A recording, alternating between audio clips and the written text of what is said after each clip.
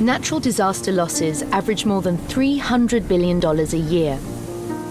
This is how we measure the devastation of floods, earthquakes, droughts, and storms, their financial cost. But dollar amounts don't tell the full story.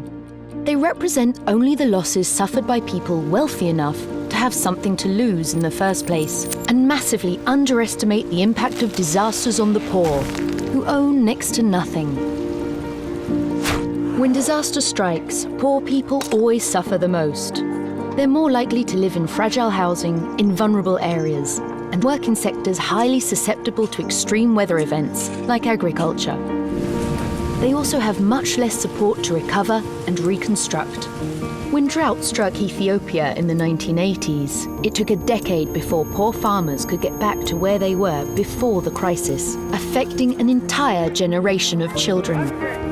If we are only concerned with the monetary impact, public investments to reduce disaster risk will go only where there are high-value assets, protecting the richest areas and populations. To better design policies and interventions, we need a different measure, one that factors in the poor's overexposure to risk and disaster.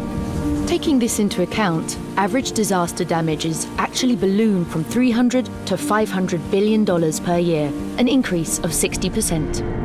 That's a much bleaker picture than we thought.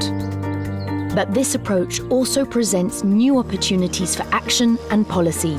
Dikes, retrofitted buildings, and land use plans conserving our environment and forests are all targeted interventions that reduce risk and improve lives, especially when they protect the poor. We can't avoid all disasters, so governments must help the poor improve their ability to recover through early warning systems that save lives, financial services that help rebuild communities, social safety nets that protect the most vulnerable. This is critical to making all members of society resilient in the face of disaster.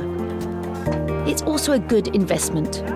Together, these measures can help countries and communities save $100 billion every year.